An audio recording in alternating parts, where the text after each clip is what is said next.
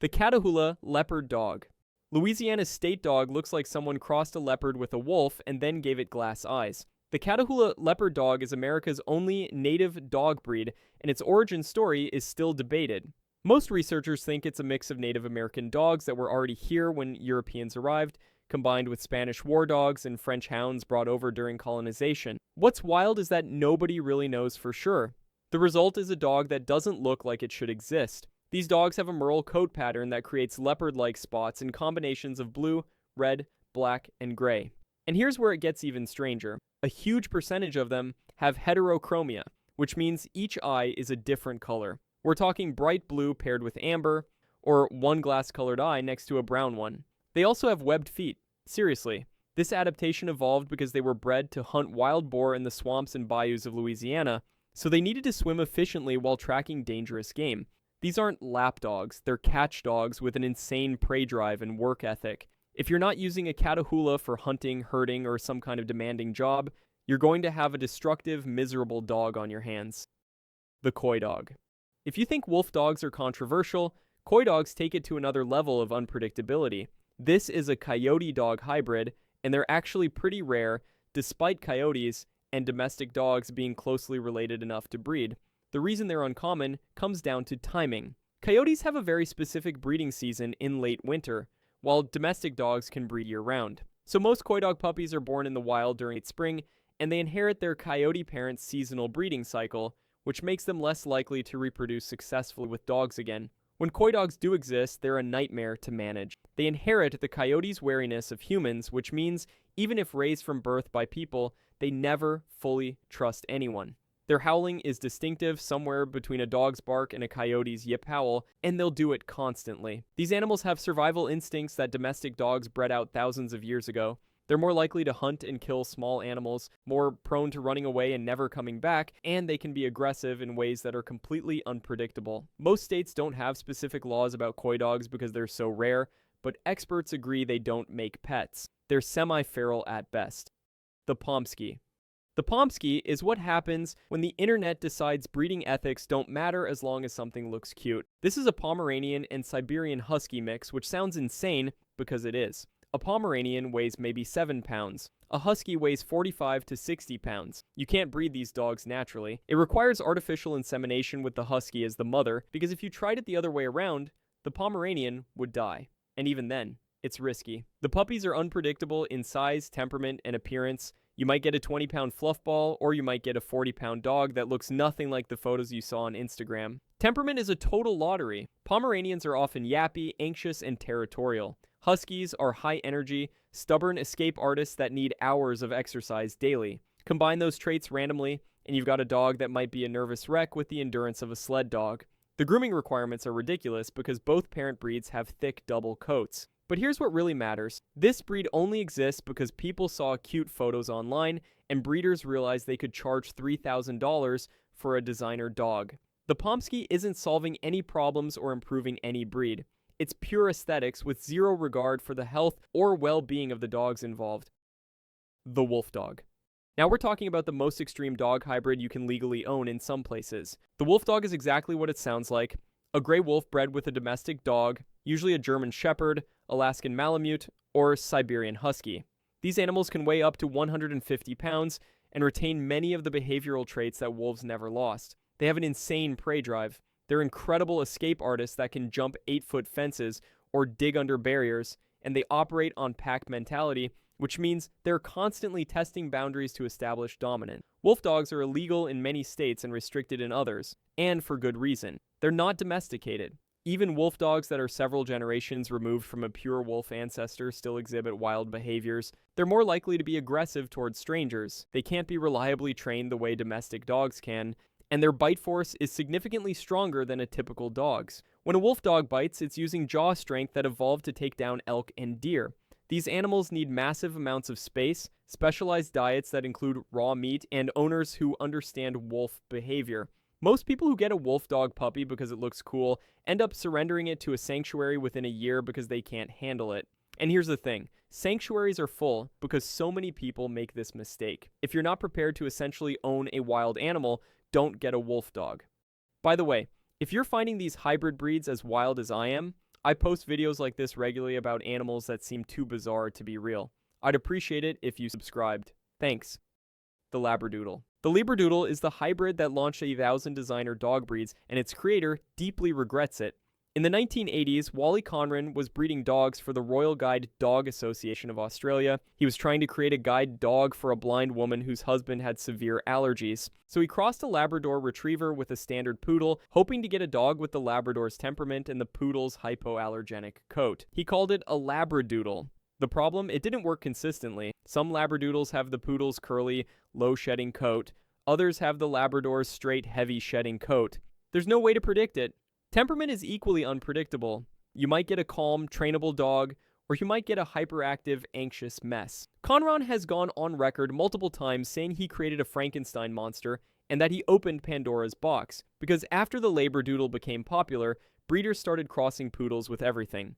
Golden doodles, Bernedoodles, Aussie doodles, Sheepadoodles, the list never ends. Most of these breeders have zero concern for health testing or genetic issues. They're just cashing in on the doodle trend. The labradoodle represents everything wrong with designer dog breeding. It was created for a specific purpose, failed at that purpose, but became insanely popular anyway because people thought it was cute.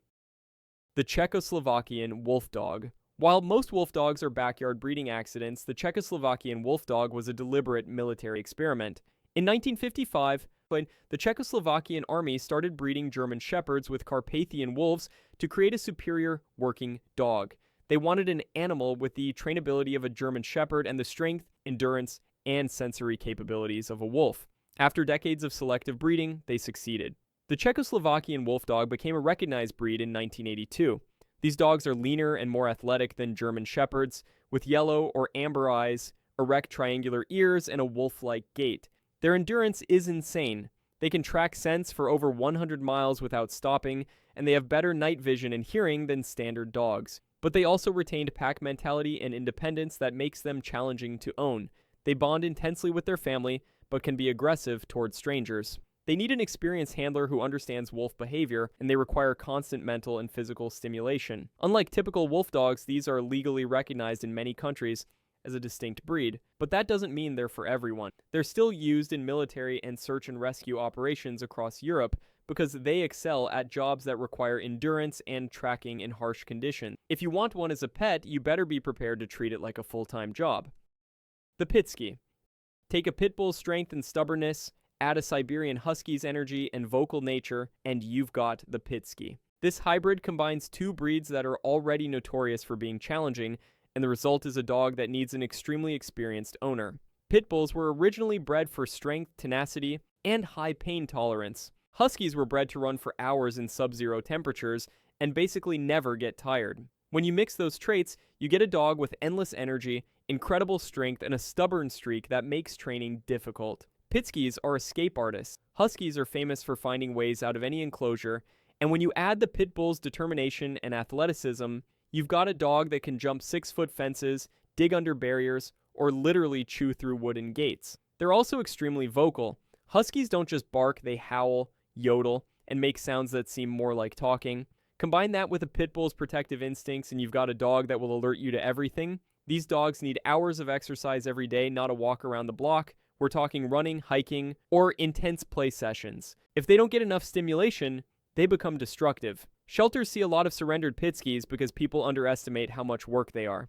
This isn't a hybrid for first-time dog owners or anyone who works long hours. This is a dog for someone who's ready to make it their primary hobby. The horgi. The horgi is possibly the most ridiculous-looking hybrid on this list, and that's saying something. This is a Siberian husky crossed with a Pembroke Welsh corgi, which creates a dog with a husky's facial features and coloring on a corgi's short, stubby-legged body. It looks like someone compressed a husky vertically. The result is undeniably cute, which is why photos of horgis go viral constantly, but there are serious problems with this mix. Corgis have a genetic mutation called achondroplasia, which is a form of dwarfism that causes their short legs. When you breed them with a normal-sized dog like a husky, you're essentially gambling with spinal health. Horgis are prone to intervertebral disc disease, hip dysplasia, and back problems because their bodies aren't proportioned correctly. Their short legs have to support a husky-sized torso, which puts stress on their spine and joints, and temperament-wise, You're getting a husky's sass and energy in a smaller package. Huskies are stubborn, vocal, and need tons of exercise. That doesn't change just because the dog has short legs. You'll have a dog that still needs miles of walking daily, but is more likely to injure itself doing normal dog activities like jumping off furniture. The horgi is another example of people breeding for aesthetics without considering the health consequences. It's cute until you're dealing with a young dog that needs back surgery. The dingo dog hybrid, Australia's wild dog, the dingo, occasionally breeds with domestic dogs, creating hybrids that are semi-feral and nearly impossible to distinguish from pure dingoes. This is actually a major conservation concern because dingo populations are being diluted by hybridization. Dingoes aren't technically the same species as domestic dogs. They're a distinct lineage that arrived in Australia thousands of years ago. They have different vocalizations. They don't bark like dogs. They have a more independent temperament, and they're apex predators in many Australian ecosystems. When they breed with domestic dogs, the resulting hybrids inherit unpredictable traits. They might look like pure dingoes but have slightly more tolerance for humans, or they might look like domestic dogs but have stronger hunting instincts and wariness of people. In many parts of Australia, owning a dingo or a dingo hybrid is illegal without special permits. They're considered wildlife, not pets. The hybrids that do end up in human care are challenging because they retain the dingo's independence and prey drive. They're not eager to please like domestic dogs. They're problem solvers that will figure out how to open gates, escape yards, and hunt small animals. And because they're semi-feral, they can be unpredictable around strangers or other pets. The existence of dingo-dog hybrids is mostly considered a problem rather than an intentional breeding outcome. Conservation groups are working to keep pure dingo populations isolated from domestic dogs to preserve their genetics. The puggle. The puggle is one of the earlier designer dog breeds, created in the 1980s by crossing a pug with a beagle. The idea was to create a dog with the pug's friendly personality, but without the severe breathing problems that come from their flat faces. It worked, sort of. Puggles generally have longer snouts than pugs, which means they don't struggle as much with brachycephalic airway syndrome. They can actually breathe while exercising, which is an improvement, but they inherited potential health issues from both parents. Beagles are prone to epilepsy, hip dysplasia, and hypothyroid. Pugs have issues with eye problems, joint issues, and skin infections in their facial wrinkles. Puggles can get any combination of these problems. Temperament-wise, they're usually friendly and social, but they inherited the beagle's howling tendencies and the pug's stubbornness. Training a puggle requires patience because beagles were bred to follow scent trails independently, and pugs were bred to sit on laps and look cute. Neither breed is known for obedience. The puggle represents an early attempt at designer dog breeding that had good intentions, trying to fix a breed's health problems, but still ended up creating dogs with unpredictable health and temperament outcomes. They're less extreme than some of the other hybrids on this list, but they're a good example of why mixing breeds doesn't automatically solve problems. You're just rolling the genetic dice and hoping for the best. If learning about these bizarre hybrid breeds got you curious about more animal content, consider subscribing so you don't miss future videos. Thanks for watching.